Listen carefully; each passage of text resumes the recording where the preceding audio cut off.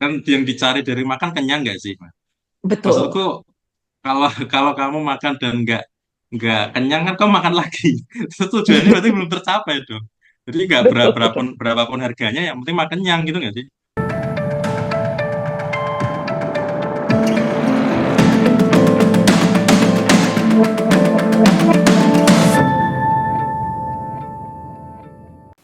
Hai Climate Guardians, kembali lagi bersama saya Amelia Shafira di The Conversation. Hari ini kita kedatangan tamu super spesial yaitu Kak Miftahur Robani atau lebih dikenal sebagai Mas Ben, Chief Executive Officer dari Lindungi Hutan. Kita akan ngomongin banyak hal seputar apa aja sih yang dilakukan oleh Lindungi Hutan untuk melindungi bumi kita dari perubahan iklim. Yuk, daripada kita lama-lama, langsung aja yuk ngobrol. Halo Mas Ben, apa kabar? Halo Amel, bersehat. Alhamdulillah sehat-sehat ya. Eh, ini kan kita spesial banget nih, menurut aku sih spesial banget ya. Kita bisa ngobrol-ngobrol sama CEO Lindungi Hutan. Nah, sebelumnya kita kan kebanyakan nih audiensnya The Conversation adalah Climate Guardians. Nah, untuk Climate Guardians yang mungkin belum tahu Lindungi Hutan atau belum kenal akrab sama Mas Ben, mungkin bisa Mas Ben sharing dulu backgroundnya, eh, background Mas Ben sendiri dan juga backgroundnya Lindungi Hutan. Silakan Mas. Halo teman-teman pendengar podcast ini. Perkenalkan nama saya Ben, saya co-founder, CEO dari Lindungi Hutan.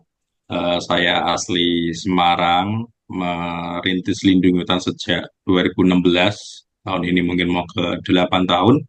Lindungi Hutan sendiri platform yang membantu orang, komunitas, individu untuk berkontribusi ke hutan dengan cara yang mudah dan berkelanjutan.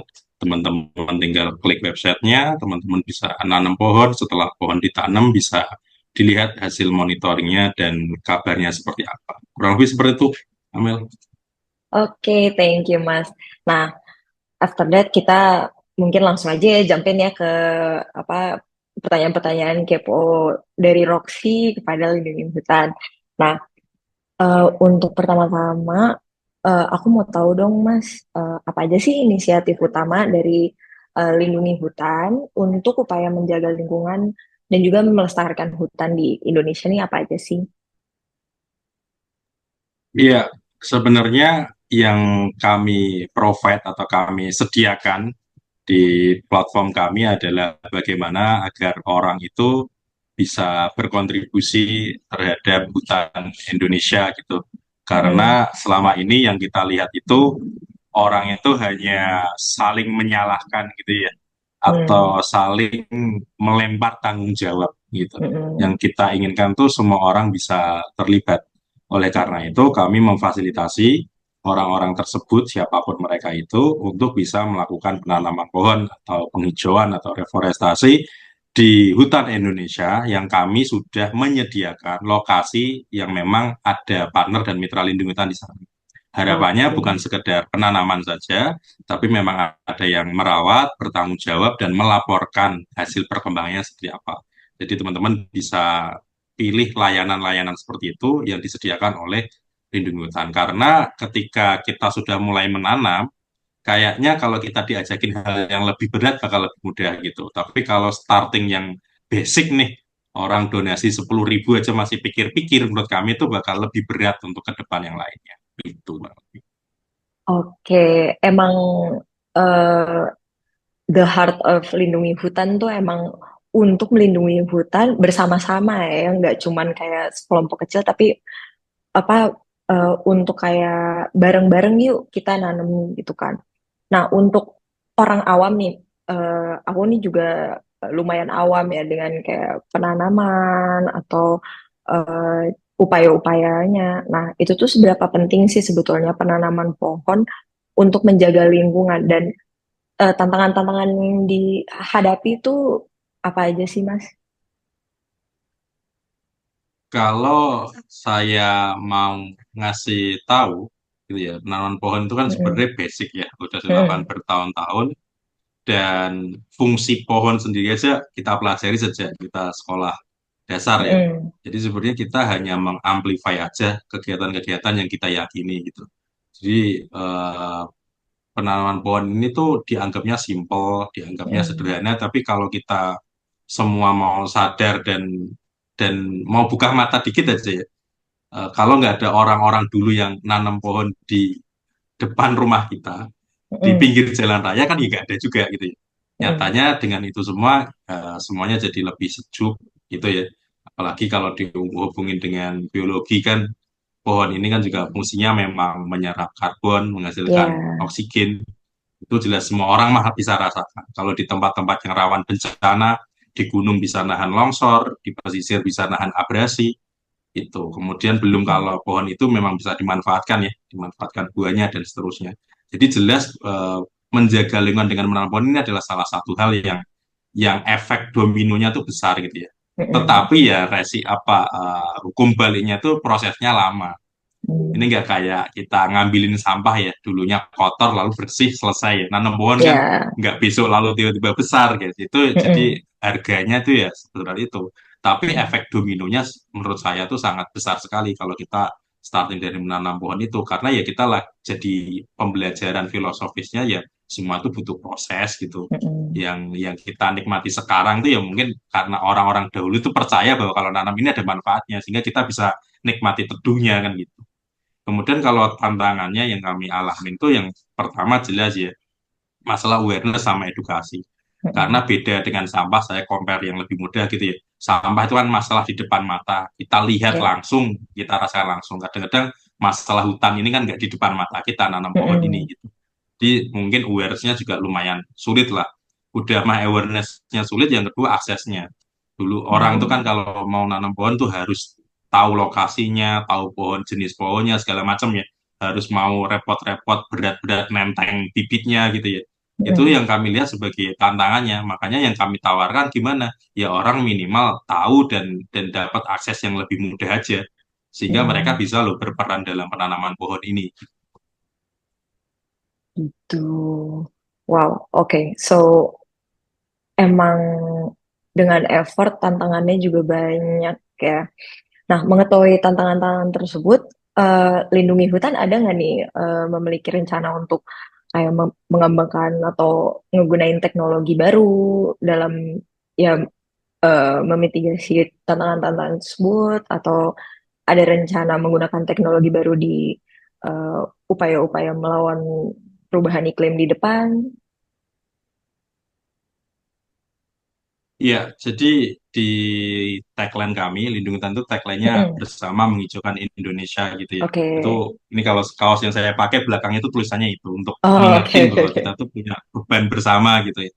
Mm-mm. Dan visinya yang kami tulis di sebagai visi itu adalah kami pengen menyelamatkan hutan, melindungi hutan untuk Mm-mm. manusia dengan kolaborasi, dengan teknologi dan dengan aksi rehabilitasi. Ada Oke. kata teknologi di sana ya, karena pertanyaan Mm-mm. tentang teknologi ya. Jadi memang visi kami itu memang menyelamatkan hutan dengan teknologi, itu salah satunya. Tetapi teknologi apa nih yang kita bisa gunakan? Nah, ini yang mungkin Mm-mm. paradigma yang teman-teman pendengar semua harus tahu ya, karena teknologi itu punya beberapa prinsip dan teknologi itu adalah alat ya, bukan tujuan gitu.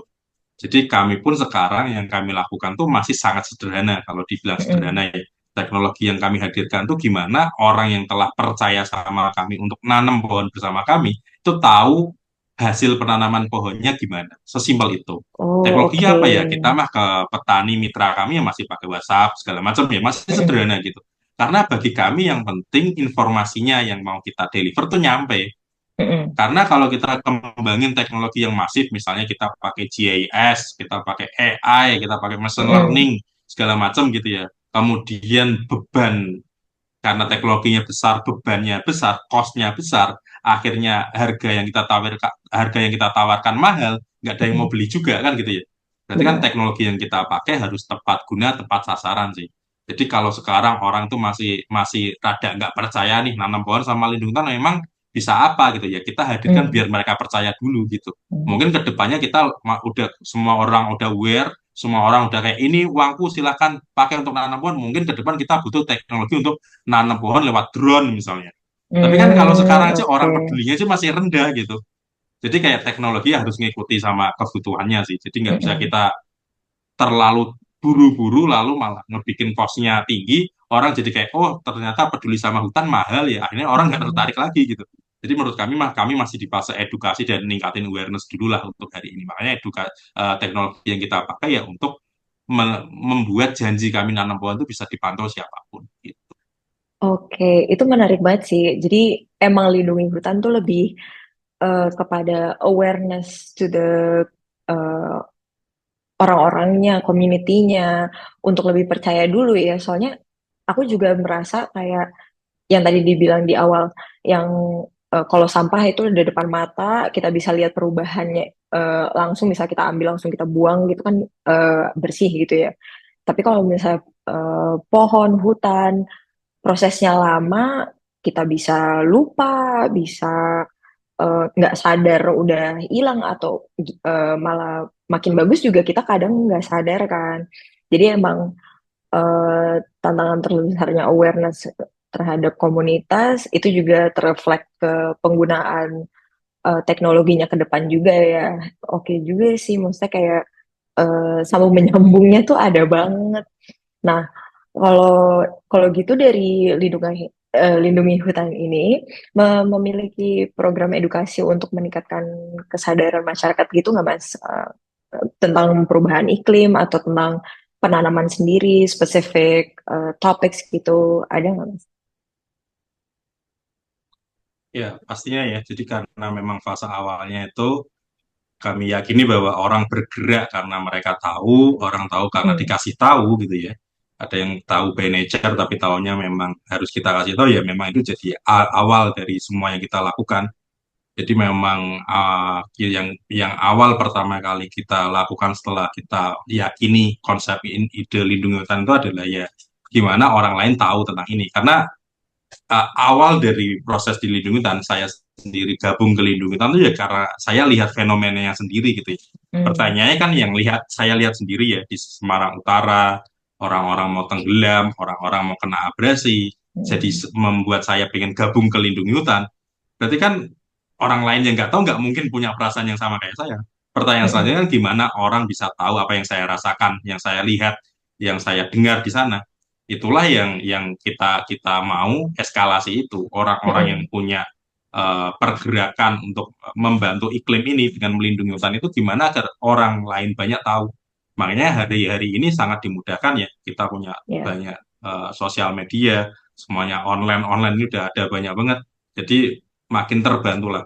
Makanya kalau teman-teman bisa cek ya di Lindungi Hutan kita punya blog, kita punya sosial media, Instagram, TikTok, YouTube segala macam ya kita memang tujuan awalnya tuh ngasih tahu gitu. Karena saya yakin gitu ya follower kami aja masih mentok di 100 ribuan ya. Berarti kan masih ada jutaan orang yang ya, mungkin bahkan sampai hari ini tuh nggak tahu gitu. Makanya kita daripada mengutuk kok ada ya orang nggak peduli sama iklim padahal kita udah rasakan sendiri. Jangan-jangan mereka aja belum tahu gitu. Ada yang kayak mm, gini gitu. Makanya bagi kami malah ini adalah tantangan, ini adalah opportunity agar kita itu bisa ngebagiin apa yang kita lakukan ke lebih banyak orang lagi sih.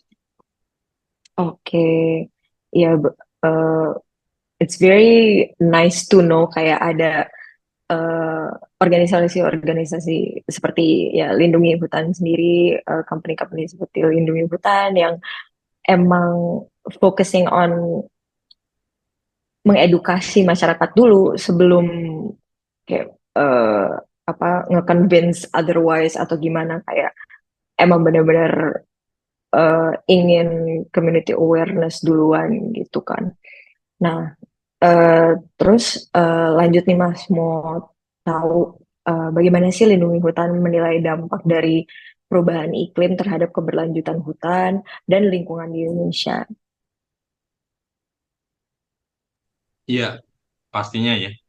Ketika namanya kita menanam pohon itu kan juga tetap butuh tempat buat ditanam ya, Mm-mm, gitu ya. Dan tempat ditanam bukan cuma ngomongin tanahnya gitu ya, tapi ya mm-mm, ya ekosistemnya gitu ya.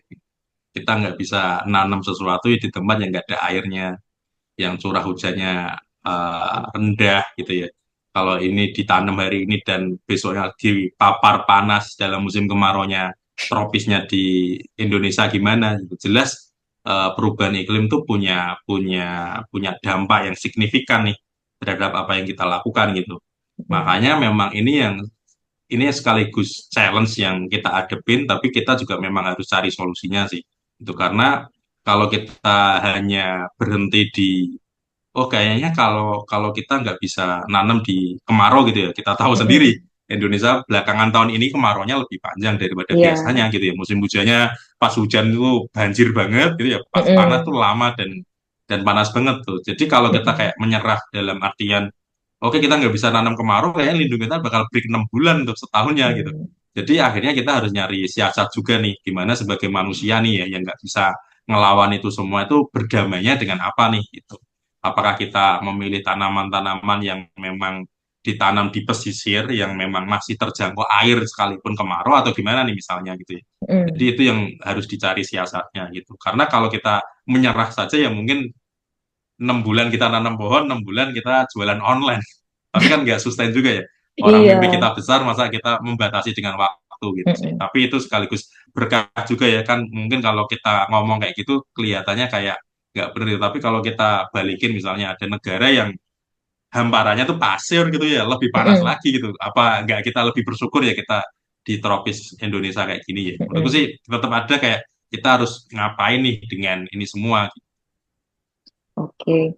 Nah, kalau dari Mas Ben sendiri, kan ini tadi udah banyak tantangan-tantangan yang dihadapi oleh lindungi hutan kan ya, dalam eh, proses bisnisnya, proses penanaman, proses melawan perubahan iklim. Nah, kalau dari Mas Ben sendiri, tantangan terbesar yang dihadapi lindungi hutan tuh apa sih? Kayak apakah ada contoh di tahun-tahun sebelumnya, kayak eh, misalnya ya extreme weather pasti kan ya, tapi ada yang benar-benar stuck di Mas Ben yang kayak sempet aduh gitu. Eh, Menurut saya sih di fase-fase kita menjalani internal dan eksternal tuh selalu ada tantangan yang beda lah Mm-mm. gitu ya. Di awal kita berdiri 2016 isu lah belum belum kerasa lah. Jadi itu memang tantangannya tuh Mm-mm. orang nggak ada yang aware sama sekali bahkan. Kemudian datang 2019 itu kami aja jualan stainless straw kalau masih tahu ya. Zaman itu kan Oh, viral banget ya. iya, Kalau kita iya, mau iya. fighting lewat lingkungan tuh jangan pakai sedotan sekali pakai kan gitu ya. Itu aja Mm-mm. kita laku banget waktu itu. Berarti kan kita juga menang nih waktu itu mulai naik gitu. Iya. Kemudian waktu pandemi itu berkah bagi kami ya, karena kami Mm-mm. stay-nya di Semarang, pandemi itu kan semua orang kebiasaan online ya. Dulunya Mm-mm. orang tuh apa-apa harus langsung, ini tuh orang bisa loh lewat media kayak gini gitu. Kayaknya itu Mm-mm. berkah ketika orang kemudian menemukan kami dan seterusnya. Jadi menurut kami tuh nantinya ini mah ditarik ke tahun berapapun pasti ada problem, tapi ada potensi juga kan gitu ya. Selalu Mm-mm. gitu aja gitu. Makanya bagi kami kayak apakah ada tantangan yang selalu kami hadapi selalu ada gitu. Hari ini misalnya Mm-mm. tantangan kami ya gimana kita scale up gitu ya. Karena sustain mah udah, jalan udah gitu Mm-mm. ya. Tapi gimana biar lindung kita tuh bisa lewatin itu semua gitu, biar bisa jadi organisasi yang lebih besar lagi itu kan juga challenge baru Mm-mm. gitu ya. Kemudian belum ngomongin itu internal yang bisa kita kontrol ya. Eksternalnya itu adalah ya misalnya regulasi gitu ya. Mm-mm. Apa yang kita lakukan kan selalu mentok kalau regulasinya bilang nggak boleh. Itu kan juga problem Betul. juga nih kalau ternyata yang kita lakukan nggak dipandang baik misalnya oleh regulator juga jadi problem kan gitu. Kemudian belum ngomongin tren. Tren itu kan Mm. semua orang tuh selalu berubah-ubah lah tiap waktu, tiap zamannya gitu ya. Eh, Bagi kami sih, kami nggak akan eh, merubah apa yang kami lakukan karena ini sifatnya sebagai kepercayaan kami gitu. Tapi kita Mm-mm. menyesuaikan. Makanya kami tuh nanam Ya. pohon tuh udah banyak versinya, Amel dan para pendengar ya. Mm-mm. Awalnya tuh kami nerima donasi, kemudian kami tanam. Kemudian kita pernah bikin event, orang bisa rame nanam. Saya pernah jual merchandise, kaos hijau Mm-mm. aneh ini saya. Kaos ini pernah saya jual satu kaos untuk nanam 10 pohon. Kami pernah Oke.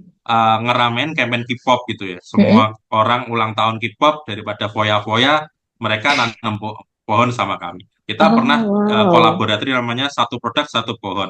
Kemudian Mm-mm. CSR, ESG, karbon dan seterusnya pasti akan ada terus. Tapi the Mm-mm. essential lindungi hutan, pengen ngelindungi hutan dengan nanam pohon itu terus berjalan. Tapi Mm-mm. caranya selalu berubah gitu. Menurut kami Iya, sih apa yang bisa kita tawarkan adalah ya relevansi dan adaptasi gitu. Sementara orang lain selalu ngotot dan kolot gitu ya. Kami memilih kayak, oke, orang kayaknya kalau diajak nanam pohon sulit deh. Tapi kalau diajakin sambil makan ini sama dengan nanam pohon, kayaknya mereka mau. Lah, iya, iya, iya. kesediaan kami itu untuk melihat potensi itu yang menurut kami yang membuat kami masih ada sampai sekarang sih. Wah, hebat banget sih. Maksudnya mengetahui bervariasi metode yang lindungi hutan udah lakukan untuk kayak melanjutkan penanaman pohon di Indonesia itu hebat banget sih. Maksudnya aku juga tahu, ini aku spill-spill aja ya.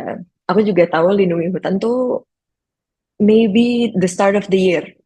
Jadi kayak aku baru kayak oh terekspos oleh lindungi hutan dan eh, apa sih lindungi hutan dan ngapain aja program-programnya. Walaupun aku nggak deep dive, tapi kayak aku tuh oh ini untuk penanaman. Tapi untuk program-programnya atau event-eventnya itu selalu yang kayak bervariasi ya kayak itu kayak ada event yang emang penanaman langsung atau merchandise atau yang event yang K-pop misalnya dengan musik segala macam nggak banyak orang yang bisa apa ya kepikiran kayak menanam pohon dengan eh, media lain misalnya entertainment, music, maybe movies or anything else gitu. Jadi mendengar ini kayak oh iya emang banyak banget cara-cara untuk melindungi hutan eh, yang bervariasi, yang fun dan ya seru aja gitu. Nah, kalau menurut Mas Ben sendiri, ada nggak sih solusi terbaik untuk mengatasi tantangan yang tadi udah disebut, misalnya eh, apa namanya, di selain tren atau regulasi dan segala macam, misalkan di ranah environment doang nih, solusi terbaik menurut Mas Ben tuh apa sih? Misalnya tingkat lokal atau tingkat nasional? Iya, tadi sih. Jadi sesuai visi kami, sesuai Mm-mm. tagline kami ya, harus ada kebersamaan dan kolaborasi ya. Kalau Hmm. kita masih kayak siapa yang paling gitu, gak akan kemana-mana sih. Mm-mm. Jadi kalau kita adalah bisnis, ya gimana agar bisnis kita juga pro lingkungan. Ketika Mm-mm. kita adalah rumah tangga, gimana agar rumah tangga kita itu nggak nambah semakin banyak Mm. sampah misalnya dan itu Mm-mm. ya. Jadi semua orang tahu peran, kemudian nggak nyari siapa yang paling gitu. Yang paling tanggung Mm-mm. jawab itu gitu. Kita nggak bertanggung jawab ya nggak akan jalan. Terus Mm. kemudian jangan nunggu sosok untuk menyelamatkan ini semua sih. Kayaknya semua Mm. orang itu terpaku sama one of influencer ya yang wah Mm-mm. mereka ngambilin sampah lalala mereka follow semua kayak menjadikan mereka pahlawannya dan titik gitu ya. Padahal Mm-mm. kalau mereka kita nungguin pahlawan dan pahlawan itu orang lain ya kita kayak nunggu doang gitu. Padahal kita ya punya Iya. peran gitu. Jadi menurut Mm-mm. kami apapun solusi yang terbaik itu adalah ketika kita sadar kita punya peran apa, kita nggak nyari Mm-mm. orang lain untuk ngasih solusinya, yaitu udah jadi solusi yang terbaik gitu. Mm-mm. Apapun teknologinya, tapi kayak kita nungguin, oh ada kok robot yang untuk menyelamatkan semuanya gitu. Tapi robot itu datang 2200 ya kita selesai dulu sebelum Sama sampai aja ke sana bohong gitu ya. ya. Jadi menurut saya sih solusi terbaik ketika kita udah tahu peran, kita nggak nyala-nyalahin dan kita mau Mm-mm. bersama-sama berkolaborasi bareng lah Mm-mm. gitu. Apapun latar belakang kita semua.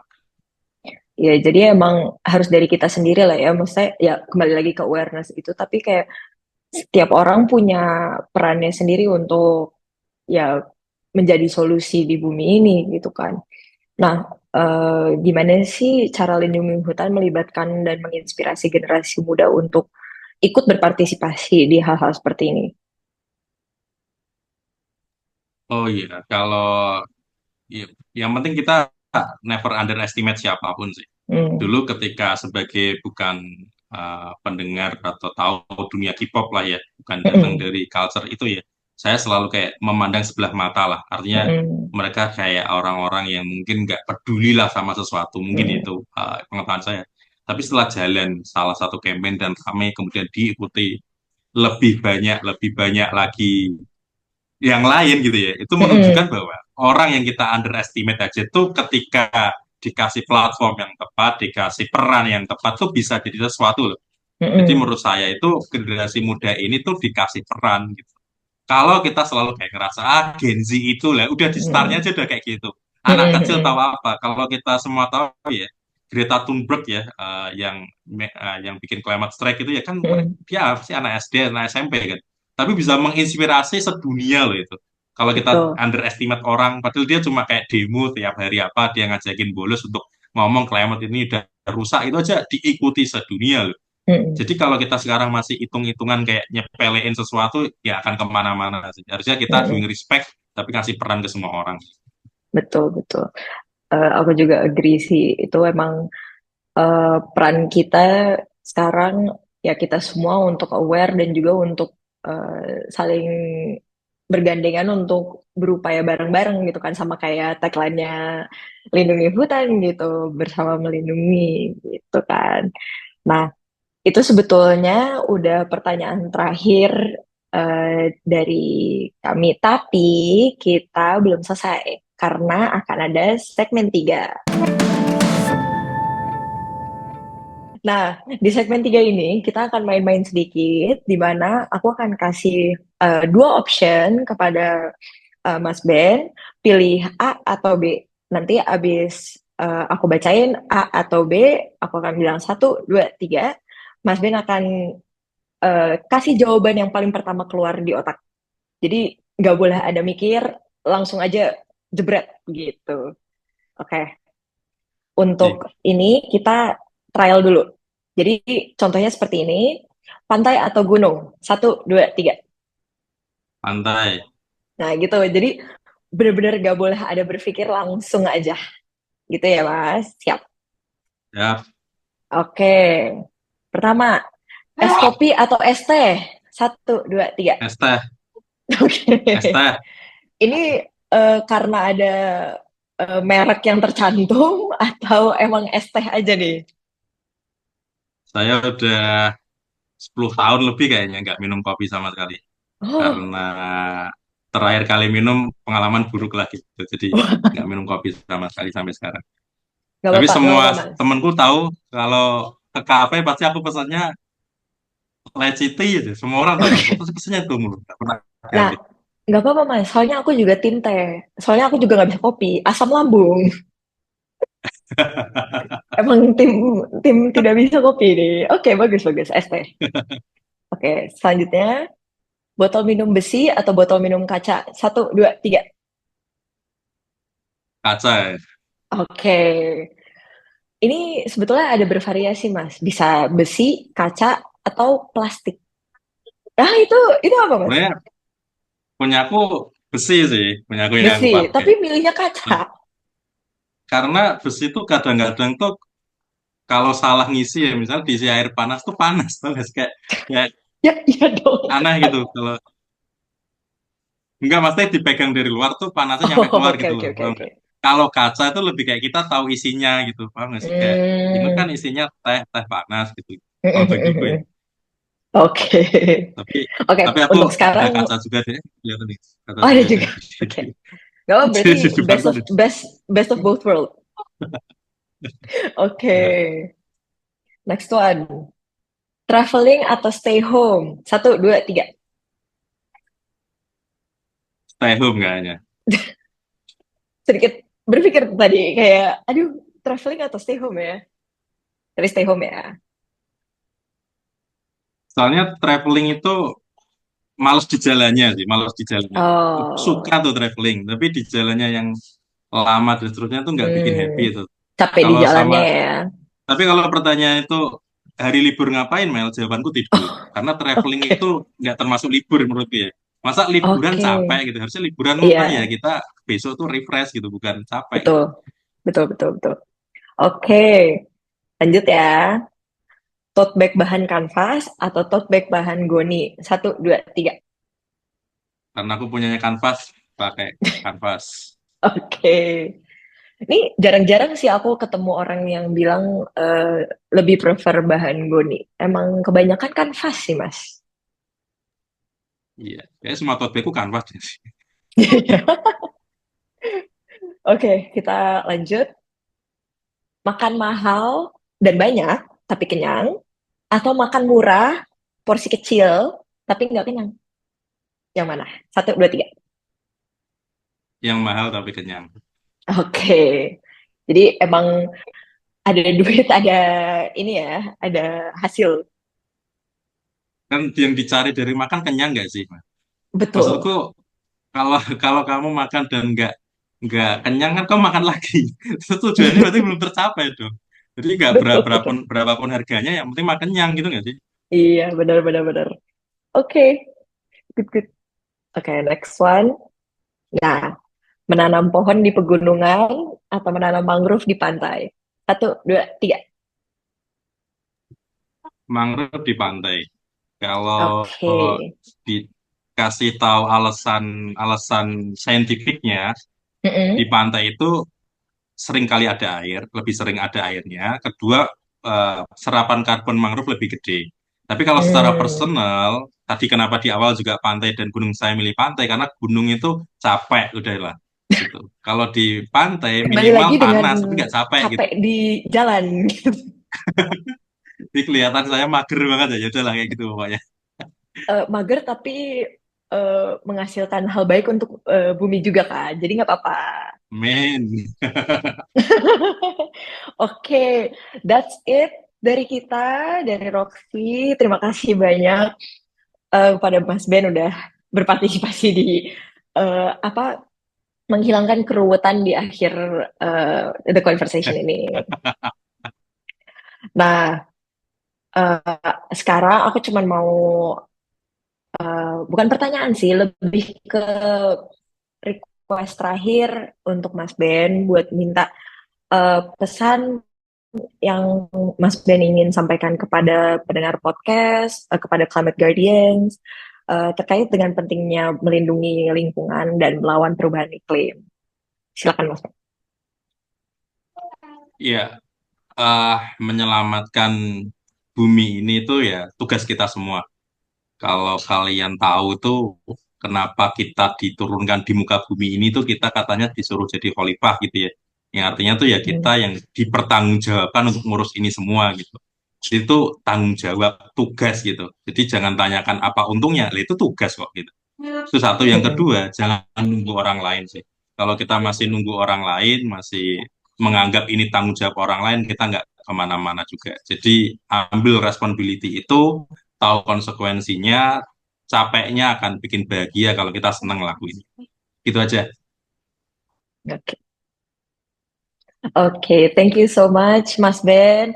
Terima kasih waktunya, terima kasih sharing-sharingnya sangat insightful buat Climate Guardian dan aku sendiri. Soalnya ya ini juga topik menarik buat aku yang lumayan awam tentang penanaman hutan dengan lindungi hutan gitu-gitu. Sekali lagi terima kasih and see Ya. you next time. Nah, gimana Climate Guardians? Seru banget kan kita habis belajar banyak banget dari lindungi hutan dan juga apa saja yang kita bisa lakukan untuk melindungi lingkungan sekitar kita. Jangan lupa untuk cek deskripsi di bawah untuk episode-episode lainnya. Like, comment, and subscribe ke Roxy The Breathing Coin. Dan sampai jumpa di episode selanjutnya. Bye-bye! Saving our tomorrow.